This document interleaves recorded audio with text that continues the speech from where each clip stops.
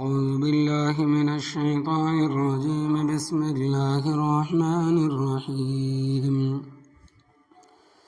يريد الله ليبين لكم ويهديكم سنن الذين من قبلكم ويتوب عليكم والله عليم حكيم والله يريد أن يتوب عليكم ويريد الذين يتبعون الشهوات أن تميلوا ميلا عظيما يريد الله أن يخفف عنكم وخلق الإنسان ضعيفا يا أيها الذين آمنوا لا تأكلوا أموالكم بينكم بالباطل إلا أن تكون تجارة عن تراض منكم ولا تقتلوا أنفسكم إن الله كان بكم رحيما ومن يفعل ذلك عدوانا وظلما فسوف نصليه نارا وكان ذلك على الله يسيرا إن تجتنبوا كبائر ما تنهون عنه نكفر عنكم سيئاتكم وندخلكم مدخلا كريما صدق اللہ العظیم۔ لفظی ترجمہ سورۃ النساء آیت نمبر 26 تا 31۔ یرید اللہ، ارادہ کرتا ہے اللہ تبارک و تعالی،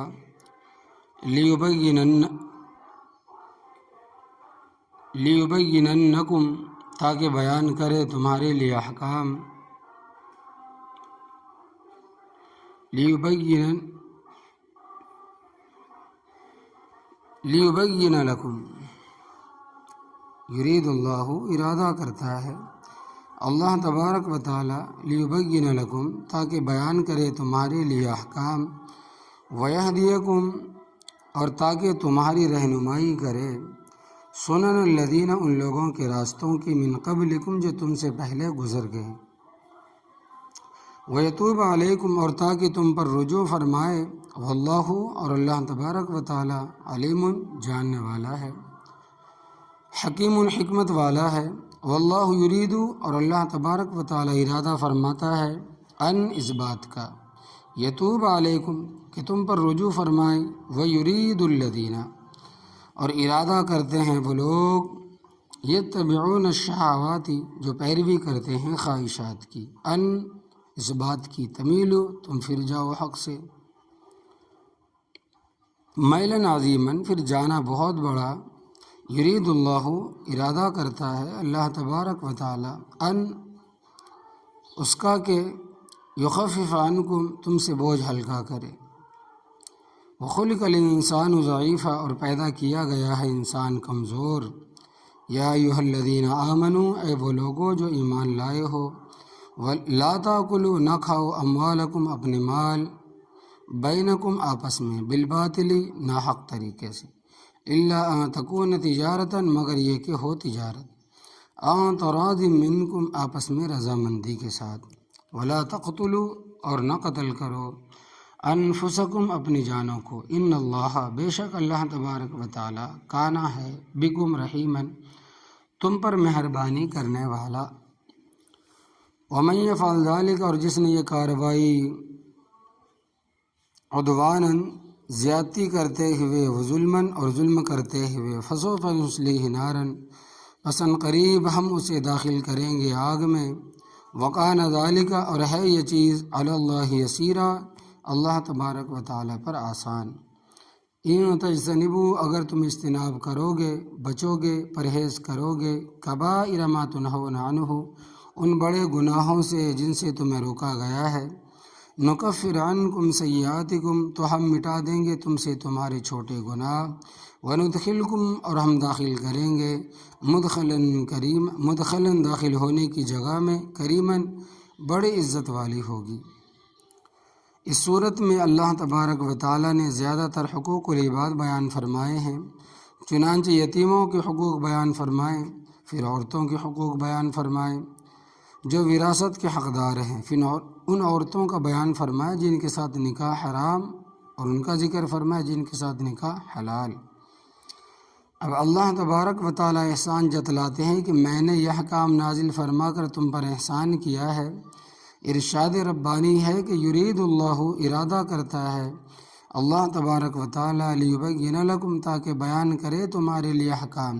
یہ جو یتیموں کے حقوق بیان فرمائے، عورتوں کے حقوق بیان فرمائے، اسی طرح عورتوں کی حلت و حرمت کے حقوق بھی بیان فرمائے ہیں۔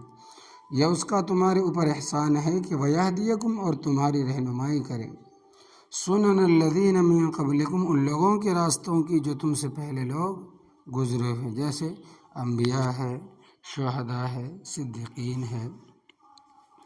سنن جمع ہے سنت کی، اور سنت کے معنی راستہ۔ تم سے پہلے جو پیغمبر گزرے ہیں ان کو بھی اللہ تبارک و تعالیٰ نے اپنے احکام سنائے تاکہ ان کی امت ان احکامات پر عمل کرے۔ تو جس طرح پہلے پیغمبروں کو ان کی امت کے لیے احکام سنائے تاکہ تم بھی ان صالحین کے نقش قدم پر چل کر منزل مقصود پالو۔ وَيَتُوبَ عَلَيْكُمْ، اور تاکہ تم پر رجوع فرمائے۔ وَاللَّهُ عَلِيمٌ حَكِيمٌ، اللہ تبارک و تعالیٰ جاننے والا ہے، حکمت والا ہے۔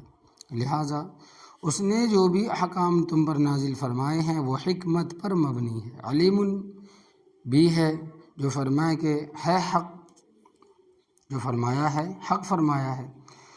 اللہ تبارک و تعالیٰ نے حکم کے متعلق فرمایا کہ وہ اچھا ہے، ساری دنیا کے عقل مند اکٹھے ہو کر اس میں خرابی نہیں نکال سکتے، اور جس چیز کے متعلق اللہ تبارک و تعالیٰ نے فرما دیا کہ یہ بری ہے تو ساری دنیا کے عقل مند اکٹھے ہو کر اس میں اچھائی پیدا نہیں کر سکتے۔ جو کچھ اللہ تبارک و تعالیٰ نے فرمایا وہی حق ہے۔ اسی طرح اللہ تبارک و تعالیٰ کے پیغمبر علیہ السلام نے جو کچھ فرمایا وہی حق ہے۔ چنانچہ نبی کریم صلی اللہ علیہ وسلم نے فرمایا کہ یہود کے 71 فرقے ہوئے، یہود کے 71 فرقے ہوئے، یعنی یہودیوں نے حضرت موسیٰ علیہ السلام کے دین میں گڑبڑ کی اور 71 فرقے مذہبی بنا دیے۔ پھر آپ نے فرمایا کہ نصارہ کے 72 فرقے ہوئے، اور فرمایا کہ میری امت 73 فرقوں میں بڑھ جائے گی، یعنی یہ امت یہود و نصارہ سے پیچھے نہیں رہے گی۔ کلہم فی النار الا میۃ واحدہ، ایک کے سوا سب جہنم میں جائیں گے، ایک جنت میں جائے گا۔ سوال کیا کہ من ہی، حضرت و نجات پانے والا کون سا فرقہ؟ نبی کریم صلی اللہ علیہ وسلم نے فرمایا کہ ما انا علیہ واصحابی، وہ نجات پانے والا جنتی فرقہ وہ ہوگا جو میرے راستے پر چلے گا اور میرے صحابہ کرام رضی اللہ تعالیٰ عنہم کے راستے پر چلے گا۔ اللہ عمل کی توفیق عطا فرمائے۔ اور امام عبد الکریم شہرستانی بڑے چوٹی کے محدث اور بزرگ گزرے ہیں، انہوں نے اپنی کتاب الملل والنحل میں حدیث ان الفاظ کے ساتھ نقل فرمائی ہے کہ نبی کریم صلی اللہ علیہ وسلم نے فرمایا کہ جنت میں جانے والے اہل سنت والجماعت ہوں گے۔ سوال کیا گیا کہ حضرت اہل سنت والجماعت کون لوگ ہوں گے؟ تو آپ صلی اللہ علیہ وسلم نے فرمایا کہ ما انا علیہ واصحابی، میرے اور صحابہ رضی اللہ تعالیٰ عنہم کے طریقے پر چلنے والی جو امت ہے وہ اہل سنت، جو جماعت ہے وہ اہل سنت والجماعت ہوں گے۔ حضرت صلی اللہ علیہ وسلم نے بات بالکل صاف فرما دی کہ جنت میں جانے والے اہل سنت والجماعت دو ہیں، جو میرے اور میرے صحابہ عنہم کے راستے پر چلنے والے۔ اب تم دیکھ لو کہ نبی کریم صلی اللہ علیہ وسلم نے جو کچھ فرمایا اس پر کون چلنے والا، اور بات تو بالکل صاف ہے کہ جنت میں وہی جائے گا، باقی سب جہنمی۔ اور ہمارے ہاں اہل بدعت حضرات نے دھکے سے اہل سنت کا لفظ اپنے لیے الاٹ کیا ہوا ہے۔ سوال یہ ہے کہ جو کام تم لوگ کرتے ہو کیا نبی کریم صلی اللہ علیہ وسلم نے کیے ہیں، صحابہ کرام رضی اللہ تعالیٰ عنہ اجمعین نے کیے ہیں، تو پھر واقعتاً تم اہل سنت ہو اگر یہ کام نبی کریم صلی اللہ علیہ وسلم اور صحابہ نے کیے تو۔ دھکے شاہی کر کے اہل سنت بن جانے کی کیا حیثیت ہے؟ حضرت عبداللہ ابن مسعود رضی اللہ تعالیٰ عنہ کوفے کے گورنر تھے۔ کوفے کی آبادی بڑی تیزی سے بڑھی، مسجد عام تعمیر ہوئی۔ ایک مسجد میں لوگوں نے اکٹھا ہو کر بلند آواز سے ذکر کرنا شروع کر دیا۔ ایک آدمی دوڑتا ہوا گورنر کے پاس آیا کہ حضرت فلاں مسجد میں لوگ یحلقون و یکبرون جہرن، بلند آواز سے لا الہ الا اللہ اکبر و یصلون علی النبی صلی اللہ علیہ وسلم، اور بلند آواز سے نبی کریم صلی اللہ علیہ وسلم پر پاک درود پڑھتے ہیں۔ حضرت عبداللہ ابن مسعود رضی اللہ تعالیٰ عنہ نے فرمایا کہ او قد فعلوا، کیا واقعی یہ کارروائی ہوئی ہے؟ پہلے تو اس بات پر غور کرو کہ وہ آدمی براہ راست گورنر کے پاس پہنچا، اگر بلند آواز سے ذکر کرنا لوگوں کا معمول ہوتا تو اس شخص کو گورنر کے پاس جانے کی کیا ضرورت تھی؟ پھر گورنر صاحب سن کر فرماتے کہ او قد فعلوا، کیا واقعی وہ اس طرح کرتے؟ اگر اس کا کچھ بھی جواز ہوتا تو فرماتے کہ اگر وہ بلند آواز سے کلمہ پڑھتے ہیں، ذکر کرتے ہیں تو تجھے کیا تکلیف ہے، کرنے دو۔ لیکن گورنر نے بڑے تعجب کے لہجے میں فرمایا واقعی ایسا کارروائی ہوئی ہے؟ اس شخص نے کہا کہ حضرت ہوئی ہے، اب جب وہ ایسا کرے تو فوراً مجھے اطلاع دینا۔ اس شخص نے اگلے روز آ کر اطلاع دی، اگلے دن آ کر اطلاع دی کہ حضرت عبداللہ ابن مسعود رضی اللہ تعالیٰ عنہ پر کپڑا ڈال کر چہرہ چھپا کر تیزی کے ساتھ وہاں جا پہنچے۔ ان کا وجود مبارک ہلکا پھلکا سا تھا، بہت تیز چلتے تھے۔ مسجد میں پہنچ کر کپڑا منہ مبارک سے اتارا، فرمایا کہ من عرفنی فقد عرفنی، جو مجھے پہچانتا ہے سو وہ پہچانتا ہے، ومن لم یعرفنی، اور جو مجھے نہیں پہچانتا نہیں جانتا وہ اچھی طرح پہچان جائے۔ میں عبداللہ ابن مسعود رضی اللہ تعالیٰ عنہ کوفے کا گورنر ہوں۔ پھر فرمایا کہ تم نے بہت بڑی بدعت ایجاد کی ہے، تعجب ہے تم پر اے امت محمد صلی اللہ علیہ وسلم، کیا ہی جلد ہلاکت میں پڑ گئے ہو؟ ابھی تک ہؤلاء الصحابۃ بینکم متوافرون، یہ صحابہ کرام رضی اللہ تعالیٰ اجمعین تم میں بکثرت موجود ہے۔ سن 32 ہجری میں حضرت عبداللہ ابن مسعود رضی اللہ تعالیٰ عنہ کی وفات ہوئی، اور صحابہ کرام رضی اللہ تعالیٰ عنہ اجمعین کا دور 110 ہجری تک رہا ہے۔ وَهَذَا صِيَابَةُ لَمْ تُبَلَّ،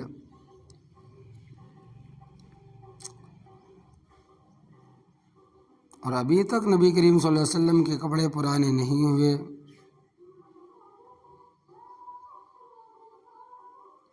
اور ابھی تک آپ صلی اللہ علیہ وسلم کے برتن نہیں ٹوٹے۔ اندر ہی حالت تم بدعت اور گمراہی کے دروازے کھولتے ہو۔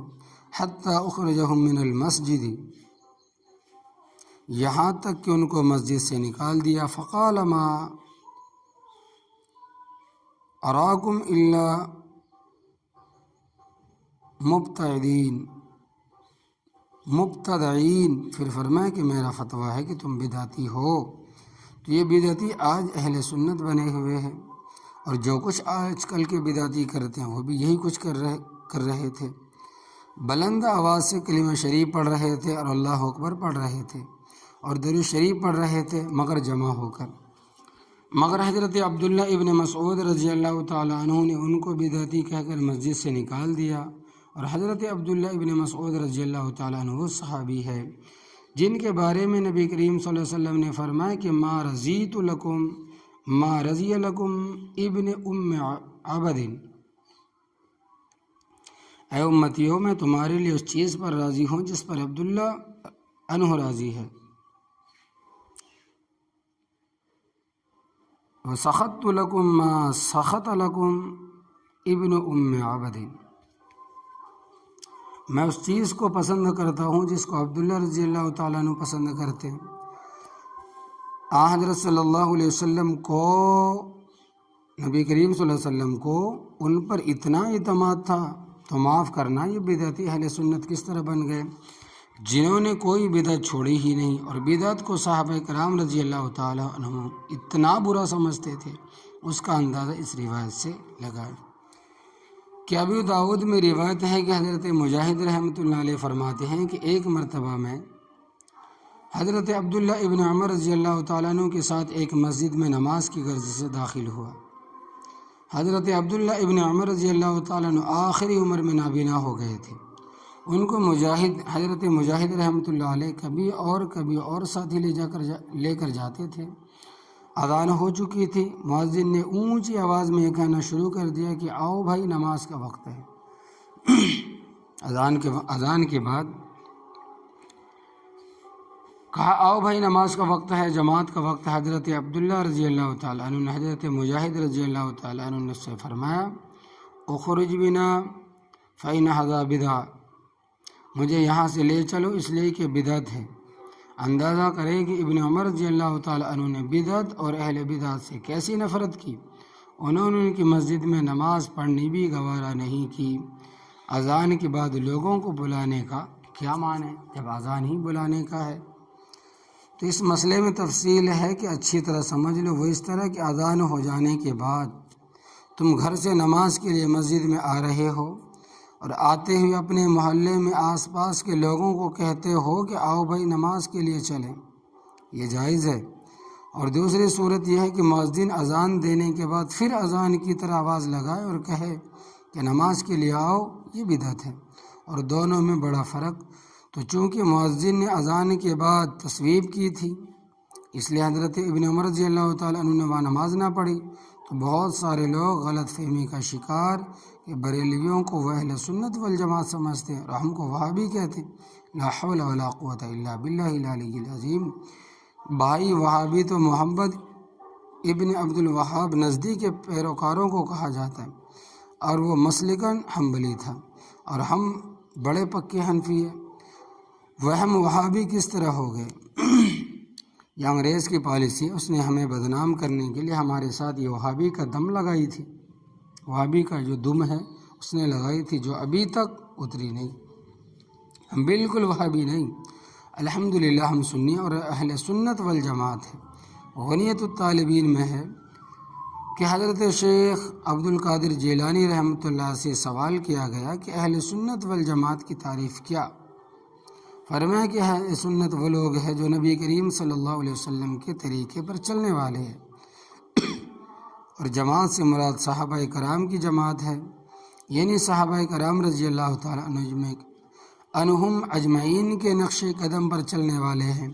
تو 73 فرقوں میں سے نجات پانے والا فرقہ اہل سنت والجماعت ہے، باقی سب دوزخی ہے۔ پھر دوزخ میں جانے کی بھی تفصیل، 72 فرقوں میں سے وہ بھی ہوں گے جن کا افتراق کفر و شرک کی حد تک پہنچ چکا ہوگا، وہ تو کبھی بھی دوزخ سے نہیں نکل سکیں گے، ہمیشہ کے لیے دوزخ میں رہیں گے۔ اور 72 فرقوں میں سے ایسے بھی ہوں گے جن کا افتراق و اختلاف صرف بدعت کی حد تک ہوگا، کفر و شرک ان میں نہیں ہوگا، یہ بھی دوزخ میں تو جائیں گے مگر کچھ عرصے کے بعد دوزخ سے نکل کر آئیں گے۔ جو فرقہ اول تا آخر دوزخ سے بچے گا وہ ہے ما انا علیہ و اصحابی کا مصداق ہوگا۔ یہ نجات پانے والے فرقے کا معیار ہے، اس کو اچھی طرح یاد رکھنا، کسی کے دھوکے میں نہیں آنا۔ آگے سنیں کہ واللہ یرید ان یتوب علیکم، اور اللہ تبارک و تعالیٰ ارادہ کرتا ہے اس بات کا کہ تم پر رجوع فرمائے، تمہاری توبہ قبول کرے۔ ویرید الذین، اور ارادہ کرتے ہیں وہ لوگ یتبعون الشہوات، جو پیروی کرتے ہیں خواہشات کی، ان تمیلوا میلا عظیما، اس بات کا ارادہ کرتے ہیں کہ تم پھر جاؤ حق سے، پھر جانا بہت بڑا، بہت زیادہ۔ وہ اس طرح خواہشات کو برا کرنے کے لیے بدعات کرتے ہیں، کہتے ہیں کہ اس میں کیا حرج ہے بھائی؟ حرج تو ہے کہ نبی کریم صلی اللہ علیہ وسلم کی سنت کے خلاف کرتے اور چلتے ہو، یہ تھوڑا حرج ہے۔ حضرت علی رضی اللہ تعالیٰ عنہ کے دور خلافت میں یہ واقعہ پیش آیا کہ عید کے دن حضرت علی رضی اللہ تعالیٰ عنہ عیدگاہ میں پہنچے، اور لوگ پہنچے ہوئے تھے، اور لوگ پہلے سے پہنچے ہوئے تھے۔ حضرت علی رضی اللہ تعالیٰ عنہ کو دیکھا کہ ایک صوفی طرز کے آدمی نے عیدگاہ میں نماز شروع کی ہوئی ہے۔ حضرت علی رضی اللہ تعالیٰ عنہ نے اپنے غلام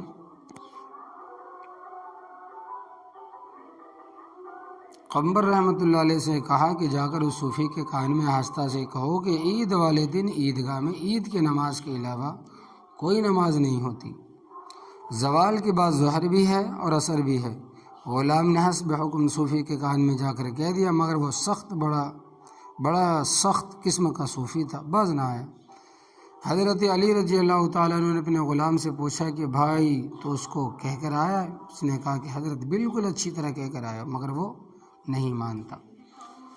تو حضرت علی رضی اللہ تعالیٰ عنہ خود تشریف لے گئے اور اسے کندھے سے پکڑا، فرمایا کہ تو کیا کر رہا ہے؟ بڑے غصے میں کہنے لگا کہ نماز پڑھ رہا ہوں، کوئی گناہ کا کام تو نہیں کر رہا۔ حضرت علی رضی اللہ تعالیٰ نے فرمایا کہ میں گواہی دیتا ہوں کہ تو گناہ ہی کر رہا ہے، کیونکہ جو چیزیں نبی کریم صلی اللہ علیہ وسلم سے ثابت نہیں ان کا کرنا گناہ۔ اب دیکھو وہ نماز پڑھ رہا ہے اور حضرت علی رضی اللہ تعالیٰ نے فرمایا کہ تو گناہ کر رہا ہے۔ دوسری طرف کوفہ کی ایک مسجد میں چند آدمی بلند آواز سے درود شریف پڑھ رہے تھے۔ حضرت عبداللہ ابن مسعود رضی اللہ تعالیٰ نے ان کو کان پکڑ کر مسجد سے نکال دیا۔ تو اس مسئلے کسی شے کی شکل و صورت نہیں دیکھی، اس میں کیا حرج ہے؟ اس میں کیا حرج ہے؟ دیکھنا یہ ہے کہ نبی کریم صلی اللہ علیہ وسلم سے ثابت ہے کہ نہیں، صحابہ کرام رضی اللہ تعالیٰ عنہم اجمعین سے ثابت ہے یا نہیں۔ اگر ثابت ہے اس کا کرنا سنت ہے، اگر ثابت نہیں ہے تو اس کا کرنا بدعت ہے، یہی تو حرج ہے۔ تو یرید اللہ تبارک و تعالیٰ ارادہ کرتا ہے ان یخفف عنکم کہ تم سے بوجھ ہلکا کر دے۔ وخلق الانسان ضعیفا اور پیدا کیا گیا ہے انسان کمزور، انسان بہت کمزور ہے، انسان بہت کمزور ہے، چاہے اپنے آپ کو جتنا تگڑا اور مضبوط سمجھے، 2 دن بخار ہو جائے تو ہلنے کے قابل نہیں رہتا، اور اس وقت اللہ تبارک و تعالیٰ اس کو یاد آتا اور کہتا یا اللہ۔ پہلے فرمایا کسی کے نفس میں تصرف کرنا رب تعالیٰ کے حکم کے بغیر حرام، آگے فرمایا کہ مال میں بھی اللہ تبارک و تعالیٰ کے حکم کے خلاف تصرف کرنا بھی حرام۔